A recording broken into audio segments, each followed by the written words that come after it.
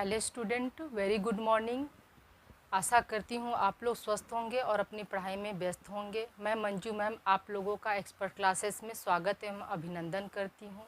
Student, मैं आप लोगों के लिए hygiene and hand washing and first aid kit का टॉपिक लेकर आई थी। इसके पूर्व क्लासेस में मैं आप लोगों को हाइजीन क्या है और इसके बुनियादी दिशा निर्देश क्या हैं, ये इसके पूर्व क्लासेस में मैं आप लोगों को बता चुकी हूँ। आज मैं आप लोगों के लिए हाथ क्यों धोना चाहिए या कब कब धोना चाहिए इसके बारे में बताऊंगी और हाथ धोने के चरण क्या हैं ये आप लोगों को आज मैं बताऊंगी। तो डियर स्टूडेंट, आज कंटिन्यू करते हैं आपका कि हाथ हमें कब कब धोना चाहिए, हाथ धोने से हमें क्या क्या फ़ायदे होते हैं ये आप लोग आज जानिएगा। तो आज मैं आप लोगों को बता रही हूँ कि हाथ कब कब हमें धोने चाहिए। तो इसमें पहला पॉइंट है आप लोगों का कि अपने नाक साफ करने से पहले, खांसने तथा छींकने के बाद।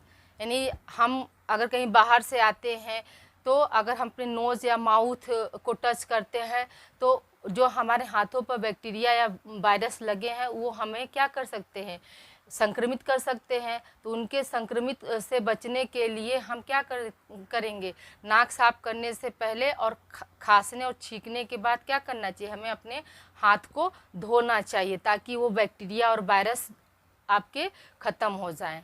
नेक्स्ट पॉइंट है भोजन को तैयार तथा परोसने से पहले और खाना खाने से पहले और बाद में। जब हम भोजन की तैयारी करते हैं यानी खाना बनाने जाते हैं तो उससे पहले भी हमें अपने हाथों की साफ़ सफाई का ध्यान रखना चाहिए। भोजन को परोसने से पहले भी हम हाथ धुलेंगे और जब हम भोजन करते हैं तो करने से पहले भी अपने हाथों को अच्छे से धुलना चाहिए और करने के बाद भी हमें हाथों को अपने अच्छे से धुलना चाहिए। नेक्स्ट है घर पर कोई बीमार व्यक्ति है उसकी देखभाल करने से पहले और करने के बाद। अगर कोई व्यक्ति हमारे घर में बीमार है तो उसका हम ध्यान रखते हैं तो उस समय क्या करना चाहिए, हमें अपने हाथों को मतलब उस व्यक्ति के संपर्क में जाने से पहले अपने हाथों को अच्छे से धुलना चाहिए और उसका ध्यान रखने के बाद भी हमें क्या करना चाहिए, हाथों को धुलना चाहिए। नेक्स्ट क्या है, किसी कट या घाव का उपचार करने से पहले और बाद में। अगर किसी को कहीं कट गया है, छिल गया है और कहीं चोट है, घाव है, तो उसका उपचार करने से पहले हम क्या करेंगे, आपका हाथ धुलेंगे। ठीक है। नेक्स्ट है आपका शौचालय डायपर बदलने के बाद ना, यानी शौचालय जाने के बाद और छोटे बच्चों का हम डायपर जब चेंज करते हैं तो उसके बाद हमें क्या करना चाहिए, अपने हाथों को अच्छे से धुलना चाहिए। नेक्स्ट है किसी पालतू जानवर को चारा पानी देने तथा अपशिष्ट पदार्थ को उठाने से के बाद। किसी पालतू जानवर को चारा पानी देने तथा अपशिष्ट पदार्थ को उठाने के बाद हमें क्या करना चाहिए, हाथ धुलना चाहिए। जैसे हम अपने घरों में बहुत सारे पालतू जानवर पालते हैं ना, जैसे गाय, भैंस, बकरी, डॉगी, हाँ, तो उसको हम क्या कर रहे हैं, उसको हम चारा पानी देने और उसका अपशिष्ट पदार्थ उठाने के बाद यानी गोबर मल मूत्र की साफ़ सफाई करने के बाद क्या करना चाहिए, हमें अच्छे से हाथों को धुलना चाहिए। नेक्स्ट है कूड़ा कचरा छूने के बाद। हाँ, अगर हम घर की साफ़ सफाई कर रहे हैं, झाड़ू लगाते हैं तो कूड़ा कचरा इकट्ठा होता है ना, तो उसको फेंकने के बाद क्या करना चाहिए, हमें अपने हाथों की साफ़ सफाई या यूँ कह सकते हैं कि अपने हाथों को अच्छी तरह से धुल लेना चाहिए। क्यों? क्योंकि कूड़े कचरे में भी बहुत तरह तरह के बैक्टीरिया और वायरस होते हैं जो कि हमें संक्रमित कर सकते हैं या विभिन्न रोगों के हम शिकार हो सकते हैं। तो उससे बचने के लिए हमें हाथ धुलना चाहिए। ओके स्टूडेंट, आगे कंटिन्यू करते हैं कि हाथ धोने के कितने चरण होते हैं, यानी step of hand washing.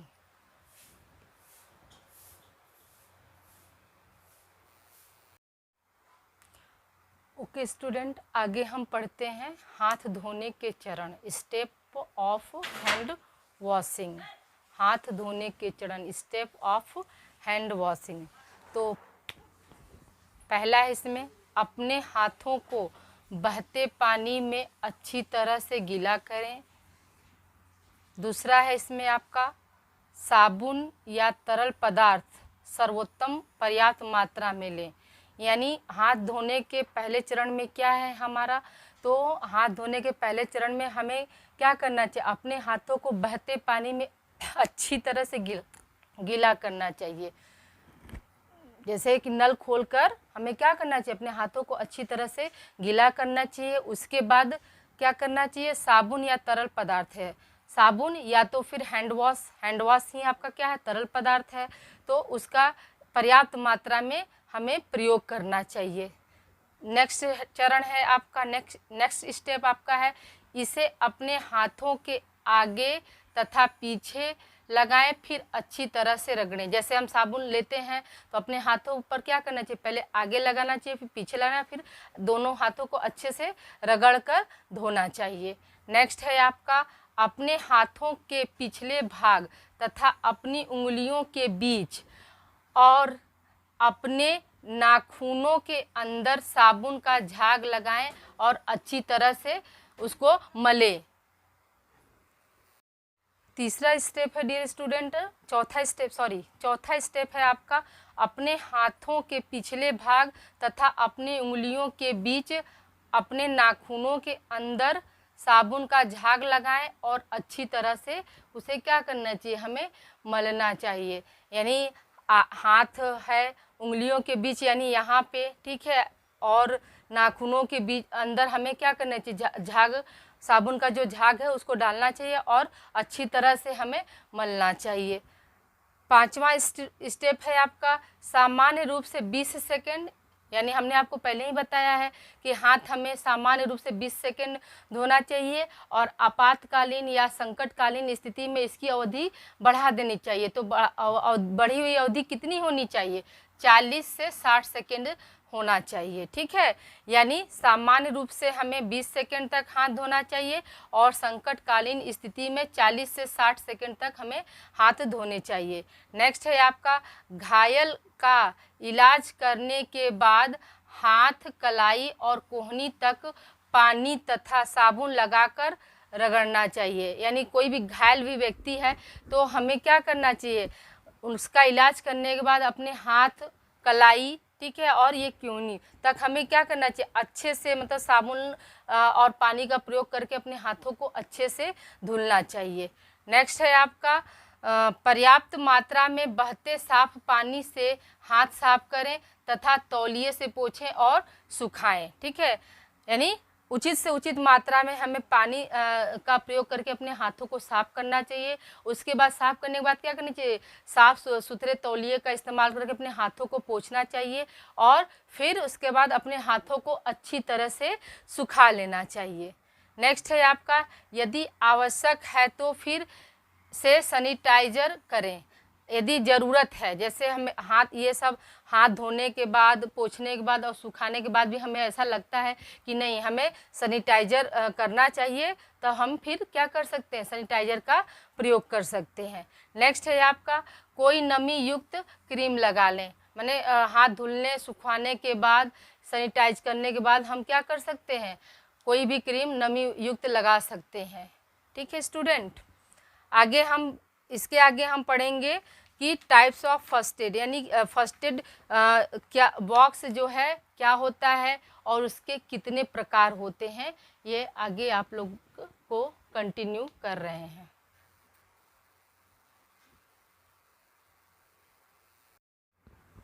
Okay student, आगे अब हम पढ़ते हैं प्राथमिक चिकित्सा किट यानी फर्स्ट एड बॉक्स। तो फर्स्ट एड बॉक्स क्या होता है, तो ये आप समझिए इसको कि प्राथमिक चिकित्सा किट हम कहते किसे हैं। तो प्राथमिक चिकित्सा किट प्राथमिक चिकित्सा देने में उपयोग की जाने वाली सामग्री तथा उपकरण का क्या होता है, संग्रह होता है।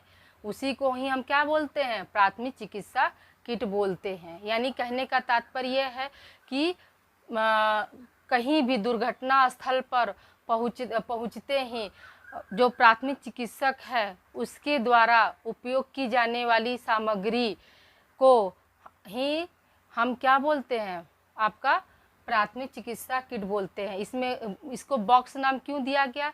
क्योंकि जो प्राथमिक चिकित्सक है वह सही ढंग से वो सामग्री तथा उपकरण का, मतलब प्राथमिक चिकित्सक सही तरीके से सामग्री तथा उपकरण का प्रयोग कर सके, इसीलिए उसे एक बॉक्स में रखा जाता है। इसीलिए इसे हम क्या बोलते हैं? फर्स्ट एड किट बोलते हैं। तो डियर स्टूडेंट समझिए, प्राथमिक चिकित्सा किट क्या है। अगर क्वेश्चन आपको ऐसे पूछा जाए तो आप क्या बताएंगे कि प्राथमिक चिकित्सा किट वह होता है जिसमें क्या है? चिकित्सा देने में उपयोग की जाने वाली सामग्री तथा उपकरणों का संग्रह ही क्या कहलाता है? आपका प्राथमिक चिकित्सा किट कहलाता है। अगला है आपका प्राथमिक चिकित्सा किट के प्रकार, यानी types of first aid kit या फर्स्ट एड बॉक्स, दोनों कह सकते हैं। तो ये आपका दो तरह का होता है। ये कितने तरह का होता है? दो तरह का होता है। पहला है आपका घरेलू फर्स्ट एड बॉक्स यानी डोमेस्टिक फर्स्ट एड बॉक्स, और दूसरा है आपका यात्रा फर्स्ट एड बॉक्स यानी first aid box for travel. First aid box for travel या ट्रैवलिंग दोनों कह सकते हैं।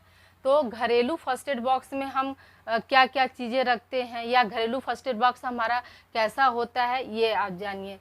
तो उसमें घरेलू फर्स्ट एड बॉक्स में हम क्यों रखते हैं? तो जैसे पहला ये है आपका जली हुई त्वचा के इलाज करने के लिए बनाते हैं। मोच लग गई तो उसके लिए होता है आपका, कट गया हो कहीं उसके लिए, खरोंच है उसके लिए, थकाव या तनाव से संबंधित मेडिसिन हम उसी फर्स्ट एड बॉक्स में रखते हैं। उसको खाने से हमें क्या होता है? रिलीफ होता है।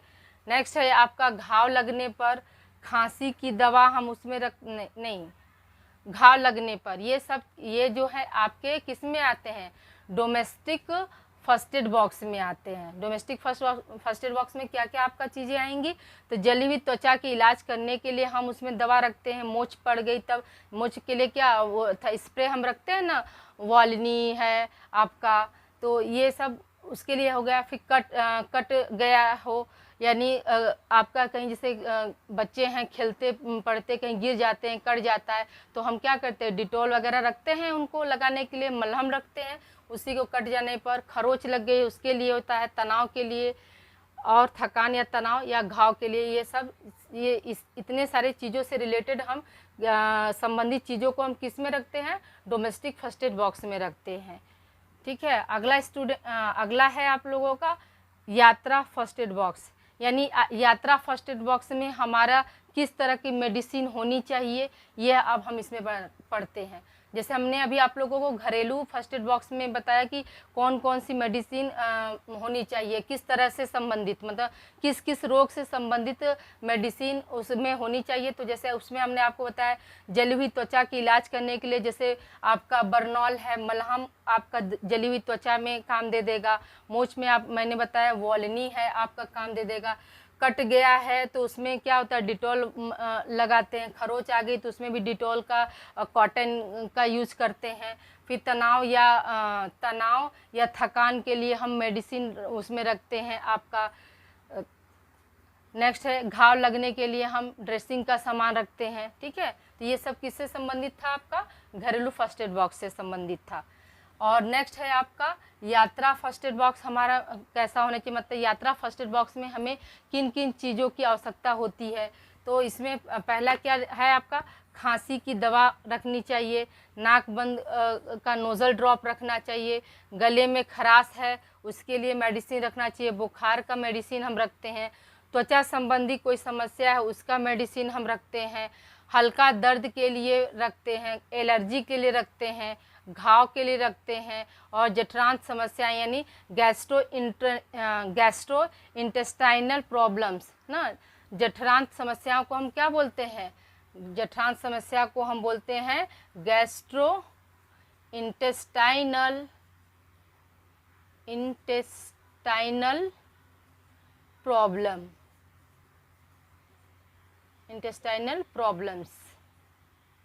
ठीक है, तो ये सारी समस्याएं अगर हैं तो आपका यात्रा फर्स्ट एड बॉक्स में रखा जाता है। जैसे कि बहुत लोगों को पेट संबंधित समस्याएं होती है ना, इसीलिए उसको गैस्ट्रोइंटेस्टाइनल गैस बनता है, तो वो उसकी मेडिसिन क्या करते हैं, वो यात्रा के दौरान अपना रखते हैं, वरना यात्रा के समय वो किससे मांगने जाएंगे। तो यात्रा के दौरान कौन कौन सी दवाइयाँ होनी चाहिए, किससे संबंधित होनी चाहिए, तो ये आप लोगों को मैंने यहाँ आप लोगों को एक्सप्लेन कर दिया।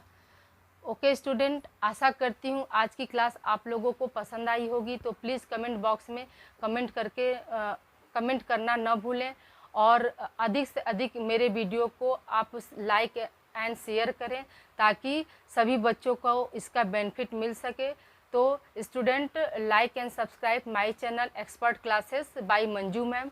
ओके स्टूडेंट, आप लोग अपना ख्याल रखिएगा, और आज जो भी मैंने पढ़ा है इसे राइट डाउन करिए और अपनी स्टडी कंटिन्यू रखिए। Have a good day student. आप लोग इसको राइट डाउन कर लीजिए।